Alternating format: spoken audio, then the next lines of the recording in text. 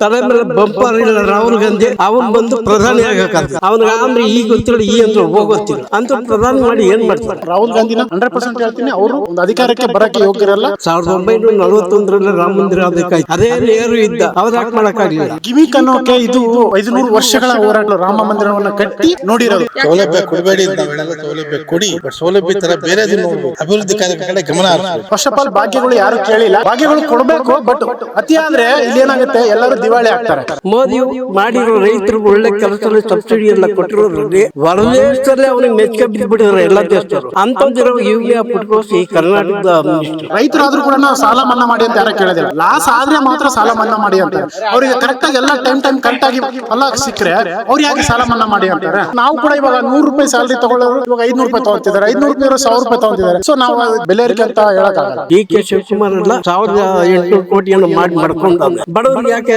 ಹಂಚ್ಕೊಡ್ಬಾರ್ದು? ಅವ್ರು ಸೈಟ್ಗಳೆಲ್ಲ ಮನೆಗಳು ಕಟ್ಸ್ಕೊಡ್ಬಾರ್ದು ಬಡವರಿಗೆ.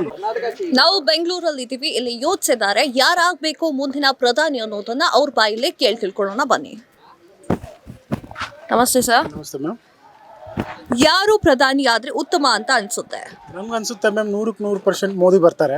ಮೋದಿನೇ ಆಗಬೇಕು. ಯಾಕಂದರೆ ಫ್ಯೂಚರಲ್ಲಿ ನಮಗೆಲ್ಲ ಥರದ ನಂಬಿಕೆ ಅವರ ಮೇಲೇ ಇದೆ. ಜೈ ಶ್ರೀರಾಮ್. ಇವಾಗ ಏನಂದರೆ ಅಯೋಧ್ಯೆಯಲ್ಲಿ ನಡೀತಾ ಇದೆ, ಪ್ರಸ್ತುತ ನಡೀತಾ ಇದೆ. ತುಂಬ ಚೆನ್ನಾಗಿ ಮಾಡ್ತಾ ಇದ್ದಾರೆ. ಅವರ ಒಂದು ಅಧಿಕಾರ ಆಯಿತು, ಅವ್ರ ಅಧಿಕಾರ ವ್ಯಾಮೋಹ ಇಲ್ಲ. ಏನಂದರೆ ಯುವಕರು, ಒಂದು ಪ್ರಜೆಗಳು, ಇಳಿದುಳಿದ ವರ್ಗ ಎಲ್ಲರೂ ಮೇಲೆ ಬರಬೇಕು, ಎಲ್ಲರೂ ಚೆನ್ನಾಗಿರಬೇಕು ಅಂತ ಒಂದು ಉದ್ದೇಶದಿಂದ ಅವ್ರು ಮಾಡ್ತಾ ಇದ್ದಾರೆ. ತುಂಬ ಒಳ್ಳೆಯ ಅಧಿಕಾರ ನಡೀತಾ ಇದೆ, ಚೆನ್ನಾಗಿದೆ. BJPನೇ ಬರಬೇಕು, ನಮ್ಮ ಮೋದಿನೇ ಮತ್ತೆ ಇನ್ನೊಂದು ಸಾರಿ ಪ್ರಧಾನಿ ಆಗಬೇಕು. Next time 100% Narendra Modi will be a PM, ma'am, because he is doing very well and he is maintaining very good. In future he will develop 100% like America, 100%. Jai Shriram, Jai Bharat Mata Ki Jai. Shriram, Jai Shriram, Jai Shriram. Sir, ಯಾಕೆ ರಾಹುಲ್ ಗಾಂಧಿ ಅವರಿಗೆ ಅಧಿಕಾರವನ್ನು ಕೊಟ್ಟು ನೋಡಬಾರ್ದು? Ma'am, ಅಧಿಕಾರ ಕೊಡೋದಕ್ಕಿಂತಲೂ ಅವ್ರು ಏನು ಮಾಡಿದ್ದಾರೆ ಅಂತ ಫಸ್ಟ್ ನಾವು ಪ್ರಶ್ನೆ ಮಾಡ್ಕೋಬೇಕು. ನಾವು ಪ್ರಶ್ನೆ ಮಾಡ್ಕೊಳ್ಬೇಕಾಗುತ್ತೆ. ಇವಾಗ ರಾಹುಲ್ ಗಾಂಧಿ ಅಂದ ತಕ್ಷಣ ಏನು ಮಾಡಿದ್ದಾರೆ ಒಂದು ತೋರಿಸಿ ಮ್ಯಾಮ್, ಒಂದು ಎಕ್ಸಾಂಪಲ್ ತೋರಿಸಿ. ಅವರು ಒಂದು ಮೋದಿ ಇವಾಗ PM ಕ್ಯಾಂಡಿಡೇಟ್ ಅವ್ರು ಏನು ಮಾಡಿದ್ದಾರೆ ಫಸ್ಟ್ ನಮ್ಮ ದೇಶಕ್ಕಾಗಲಿ ಅವ್ರು ಏನು ಮಾಡಿದ್ದಾರೆ ಅದನ್ನು ಇವಾಗ ಒಂದೇಳೆ ಮೋದಿ ಅಂದ್ಕೊಳ್ಳಿ CM ಆಗಿದ್ದಾರೆ, PM ಆಗಿದ್ದಾರೆ. ಅವ್ರು CM ಆಗಿನೂ ಮಾಡಿದ್ದಿದೆ, PM ಆಗಿದ್ದು ಮಾಡಿದ್ದಿದೆ. ಇವಾಗ ನೀವು ಒಂದೇಳೆ ರಾಹುಲ್ ಗಾಂಧಿ ಯೋಗಿ ಆದಿತ್ಯನಾಥ್ ಕೇಳಿ ಅವ್ರ ಬಗ್ಗೆ ಏನು ಮಾಡಿದ್ದಾರೆ ಅಂದರೆ ಆ ಥರ ಮಾಡಿರೋ ಒಂದು ಎಕ್ಸಾಂಪಲ್ ನಮ್ಗೆ ಇರಬೇಕು. ಇವಾಗ ರಾಹುಲ್ ಗಾಂಧಿ ಅಂದರೆ ಏನು ಮಾಡಿದ್ದಾರೆ ನಾವು ಪ್ರಶ್ನೆ ಮಾಡ್ಕೋಬೇಕಾಗುತ್ತೆ. ಹಂಗಾಗಿ ನಾನು ರಾಹುಲ್ ಗಾಂಧಿನ 100% ಹೇಳ್ತೀನಿ. ಅವರು ಒಂದು ಪ್ರಧಾನಮಂತ್ರಿ ಆಯಿತು, ಒಂದು ಅಧಿಕಾರಕ್ಕೆ ಬರೋಕ್ಕೆ ಯೋಗ್ಯರಲ್ಲ. ಅವ್ರನ್ನ ತರಲಾರ ಕೂಡ ಜನ ಕೂಡ ಅವ್ರ ಕಡೆ ಮನ್ನಣೆ ಹಾಕೋದಿಲ್ಲ. ಸರ್, ಇವಾಗ ಅಯೋಧ್ಯೆಯಲ್ಲಿ ರಾಮ ಮಂದಿರ ಪ್ರತಿಷ್ಠಾಪನೆ ಆಗಿದೆ. ಈ ವಿಚಾರವಾಗಿ ಹಲವಾರು ವಿರೋಧ ಪಕ್ಷದವರಾಗಿರ್ಬಹುದು, ಹಲವಾರು ಜನಸಾಮಾನ್ಯರಾಗಿರ್ಬಹುದು, ಅವ್ರು ಏನ್ ಹೇಳ್ತಾ ಇದ್ದಾರೆ ಅಂತಂದ್ರೆ ನಿಜಕ್ಕೂ ಇದು ಲೋಕಸಭೆ ಎಲೆಕ್ಷನ್ ಬರ್ತಾ ಇರುವಂತಹ ಸಮಯದಲ್ಲಿ ಇದನ್ನ ಮಾಡಿದ್ದು ಗಿಮಿಕ್ಸ್ ಅಂತ ಹೇಳ್ತಿದ್ದಾರೆ. ನಿಜಕ್ಕೂ ಹೌದಾ? ಹಂಗೆ ಅನ್ಸುತ್ತಾ? ಗಿಮಿಕ್ ಅನ್ನೋಕೆ ಇದು 500 ವರ್ಷಗಳ ಹೋರಾಟ ಮ್ಯಾಮ್. ಇವತ್ತು ಬಂದ್ಬಿಟ್ಟು ಮಾಡೋದು ಅಂದರೆ ಅಷ್ಟು ಈಸಿ ಕೆಲಸವಲ್ಲ. ಇವಾಗ 500 ವರ್ಷದಿಂದ ಹೋರಾಟ ಮಾಡಿರೋದು ಇವಾಗ ಕೋರ್ಟಲ್ಲಿ ಇತ್ಯರ್ಥ ಆಗಿ ನಾವು ಅಯೋಧ್ಯೆನ ಟೆಂಪಲ್ ರಾಮ ಮಂದಿರವನ್ನು ಕಟ್ಟಿ ನೋಡಿರೋದು. ಇದು ಒಂದು ವೇಳೆ ನಾವು ಎಕ್ಸಾಂಪಲ್ ನಾವು ಎಲೆಕ್ಷನ್ಗೋಸ್ಕರನೇ ಮಾಡ್ತೀವಿ ಅಂತಂದರೆ ಅದು ಸಾಧ್ಯವಾಗೋದಲ್ಲ. ಇದು ಎಲ್ಲ ಅವರ BJP ಇವಾಗ 500 ವರ್ಷದಿಂದ ಅವರೇ ಹೋರಾಡ್ಕೊಂಡು ಅವರೇ ಬಂದ ಅಡ್ವಾಣಿ ಎಲ್ಲರೂ ತುಂಬ ಹೋರಾಟದಿಂದ ಒಂದು 4 ಲಕ್ಷ ಜನ ಇದರಿಂದ ಹೋರಾಡಿ ಪ್ರಾಣ ತೆಗೆದಿದ್ದಾರೆ. ಸೊ ನಾವು ಇದನ್ನು ಎಲೆಕ್ಷನ್ಗೋಸ್ಕರ ಅಂತ ಹೇಳೋಕ್ಕೆ ಸಾಧ್ಯನೇ ಇಲ್ಲ. ಇದು ಅದು ಎಲ್ಲ ಏನಾದರೂ ಒಂದು ಹೇಳಿದರೆ ಅದು ಅಧಿಕಾರ ಪಕ್ಷಗಳು ಹೇಳಿರ್ಬೋದು, ಅದು ಸುಳ್ಳು ಮಾತು. ಸರ್, ಇವಾಗ ಬೆಲೆ ಏರಿಕೆ ಆಗಿದೆ ಅಂತ ಅನ್ಸುತ್ತಾ ನಿಮಗೆ, ಅಥವಾ ಯಾವ ಥರ? ಬೆಲೆ ಏರಿಕೆ ಅನ್ನೋದು ಇದು ನೋಡಿ, ಇವಾಗ 2020 ಕೊರೋನಾ ಬಂತು. ಕೊರೋನಾ ಆದಮೇಲೆ ಎಲ್ಲ ದೇಶಗಳು ತುಂಬ ಕಂಗಾಲಾಗಿದೆ. ಸೊ ಇಂಡಿಯಾ ಕೂಡ ಹೇಳ್ಬೇಕಂದ್ರೆ ತುಂಬ ಡೆವಲಪ್ ಮಾಡಿದ್ದಾರೆ. ಇದು ಸ್ವಲ್ಪ ಆಗ್ಬೋದು ಮ್ಯಾಮ್. ಯಾಕಂದರೆ ನಾವು ಕೂಡ ಇವಾಗ 100 ರೂಪಾಯಿ ಸ್ಯಾಲ್ರಿ ತೊಗೊಳ್ಳೋರು ಇವಾಗ 500 ರೂಪಾಯಿ ತೊಗೊತಿದ್ದಾರೆ, 500 ರೂಪಾಯಿ 1000 ರೂಪಾಯಿ ತೊಗೊತಿದ್ದಾರೆ. ಸೊ ನಾವು ಅದು ಬೆಲೆ ಏರಿಕೆ ಅಂತ ಅನ್ನೋಂಗಿಲ್ಲ. ಎಲ್ಲ ಕಡೆನೂ ಅದು ಮಾಮೂಲಿ ಬರುತ್ತೆ, ಅದು ಬೆಲೆ ಏರಿಕೆ ಅಂತ ಹೇಳೋಕ್ಕಾಗಲ್ಲ. ಈಗ ಮೋದಿ ಅವರನ್ನ ಪ್ರಧಾನಮಂತ್ರಿಯಿಂದ ಕೆಳಗಿಳಿಸೋಕೆ 1000 ಪ್ರಯತ್ನವನ್ನ ಮಾಡ್ತಾ ಇದ್ದಾರೆ. ನಿಜಕ್ಕೂ ಅವ್ರ ಸಾಧ್ಯ ಇದೆಯಾ? ಅದು ಸಾಧ್ಯ ಅನ್ನೋಕ್ಕೆ ಆಗೋದಿಲ್ಲ. ಯಾಕಂದರೆ ಜನ ಎಲ್ಲರಿಗೂ ಗೊತ್ತು ಮೋದಿ ಅವ್ರು ಏನು ಮಾಡ್ತಾ ಇದ್ದಾರೆ, ಮೋದಿ ಕೆಳಗಿರೋರು ಏನು ಮಾಡ್ತಾ ಇದ್ದಾರೆ ಅಂತೇಳಿ ನಾವೆಲ್ಲ ಅದನ್ನೆಲ್ಲ ಯೋಚನೆ ಮಾಡಬೇಕಾಗತ್ತೆ. ಅದು ಅಷ್ಟು ಸಾಧ್ಯ ಇಲ್ಲ, 100ಕ್ಕೆ 100 ಸಾಧ್ಯ ಇಲ್ಲ ಮ್ಯಾಮ್. ಈಗ ಒಂದು ಯೂತ್ಸ್ ಆಗಿ ನೀವು ಎಲ್ಲ ಯೂತ್ಸು ಬಂತು, ರಾಜಕೀಯ ಅಂತಂದ್ರೆ ಮೂಗು ಮುರಿಯೋದು ಖಂಡಿತ ಇದ್ದೇ ಇರುತ್ತೆ.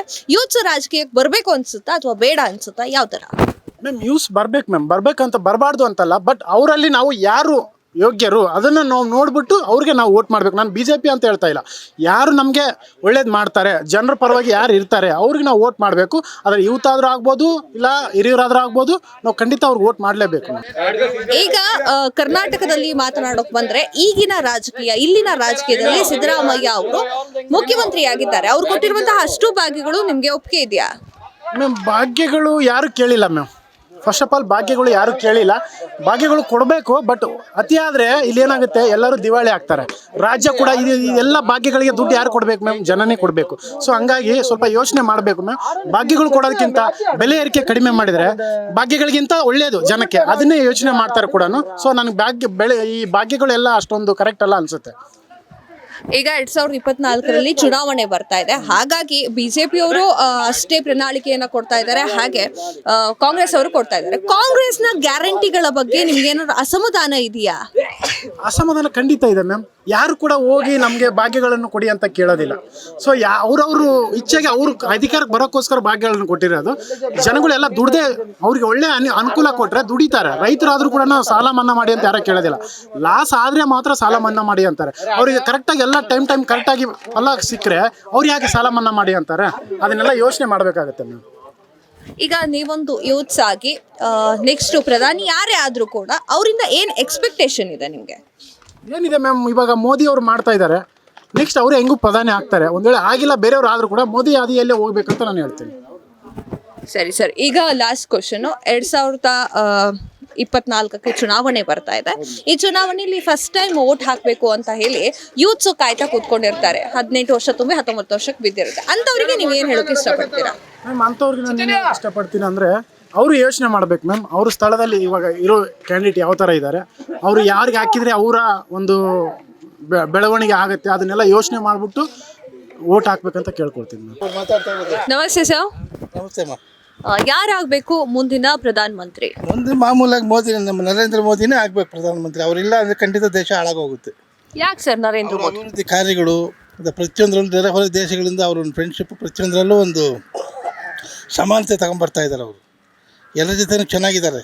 ಯಾವ ಅಭಿವೃದ್ಧಿ ಕಾರ್ಯದಲ್ಲೂ ಮುಂದೆ ಇದ್ದಾರೆ. ಅವರು ಎಲ್ಲ ಫಾರಿನ್ ಲೀಡರ್ಸ್ ಅವ್ರನ್ನ ಹೊಗಳ್ತಾ ಇದ್ದಾರೆ. ಅದರಿಂದ ನರೇಂದ್ರ ಮೋದಿ ಬರಲೇಬೇಕು. ಯಾಕೆ ರಾಹುಲ್ ಗಾಂಧಿ ಅವರು ಪ್ರಧಾನಿ ಆಗಬಾರ್ದಾ? ರಾಹುಲ್ ಗಾಂಧಿ ಆಗಬಾರ್ದು ನಾವೆಲ್ಲ ಹೇಳಿಲ್ಲ. ಸ್ಟಿಲ್ ಈಸ್ ಅನ್ಮೆಚೂರ್, ಇನ್ನೂ ಮೆಚೂರ್ ಆಗಿಲ್ಲ ಅವರು. ರಾಹುಲ್ ಗಾಂಧಿ ಆಗಲಿ ಬೇಡ ಅನ್ನಲ್ಲ, ಎಬಿಲಿಟಿ ಇಲ್ಲ ಅಷ್ಟು. ಮೋದಿ ಅಷ್ಟು ಎಬಿಲಿಟಿ ಇನ್ನೂ ಬಂದಿಲ್ಲ ಅವ್ರಿಗೆ. ಈಗ ನಿಮಗೆ ಬೆಲೆ ಏರಿಕೆ ಆಗಿದೆ ಅಂತ ಅನ್ಸುತ್ತಾ? ಬೆಲೆ ಏರಿಕೆ ಆಗಿದೆ, ಸ್ವಲ್ಪ ಇಲ್ಲ ಅಂತ ನಾವು ಹೇಳಲ್ಲ, ಒಪ್ಕೊಳ್ತೀವಿ. ಬೆಲೆ ಏರಿಕೆ ಆಗಿದೆ. ಬೆಲೆ ಏರಿಕೆ ಆಗಿಲ್ಲ ಅಂತ ಯಾರು ಹೇಳಿದ್ರು? ಹಾಗೇ ಆಗಿದೆ, ಬೆಲೆ ಏರಿಕೆ ಆಗಿದೆ, ಇಲ್ಲ ಅಂತ ಹೇಳಿದ್ರು. ಈಗ ಮೋದಿ ಅವರು 2 ಅವಧಿಯಲ್ಲಿ ಪ್ರಧಾನಮಂತ್ರಿ ಆಗಿದ್ರು, ಹೌದಾ? ಅವರ ಯಾವ ಕಾರ್ಯಗಳು ನಿಮಗೆ ಇಷ್ಟ ತಂದಿದೆ?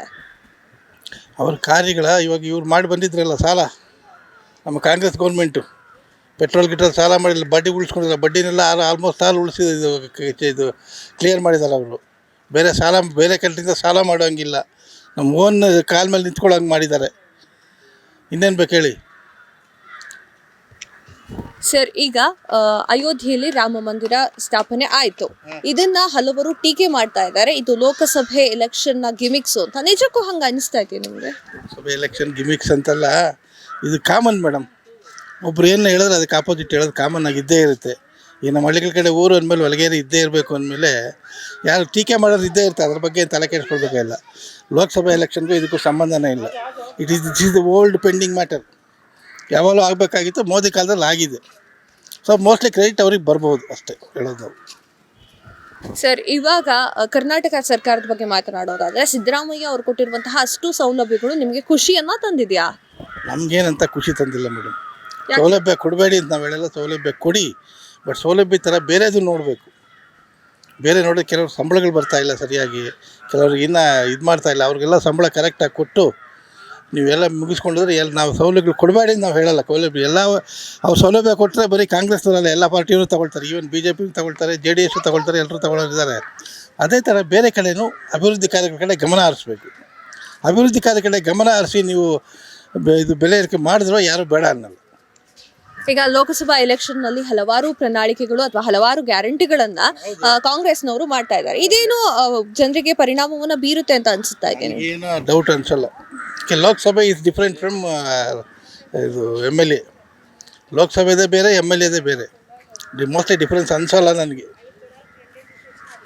ಮೋದಿ ಅವರನ್ನ ಪ್ರಧಾನಮಂತ್ರಿ ಆಗಬಾರ್ದು ಅಂತ ಹಲವಾರು ಷಡ್ಯಂತ್ರಗಳು ನಡೀತಾ ಇದೆ. ನಿಜಕ್ಕೂ ಅದು ವಿಫಲ ಆಗುತ್ತಾ, ಸಫಲ ಆಗುತ್ತಾ, ಯಾವ ತರ?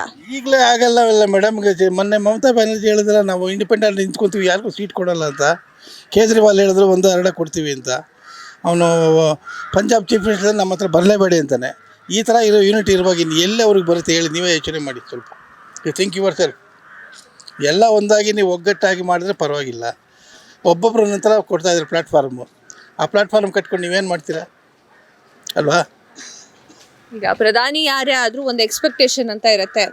ವಿದ್ಯಾರ್ಥಿಗಳಿಗೆ ಇಷ್ಟ ಆಗಬೇಕು ಅಥವಾ ಆಸ್ಪತ್ರೆಗಳಿಗೆ ಇಷ್ಟ ಮಾಡಬೇಕು ಅಂತ. ಆ ಥರ ಎಕ್ಸ್ಪೆಕ್ಟೇಷನ್ ಯಾರು ಪ್ರಧಾನಿ ಆಗ್ತಾರೋ ಅವರಿಗೆ ಏನು ಎಕ್ಸ್ಪೆಕ್ಟೇಷನ್ ಇದೆ ನಿಮಗೆ?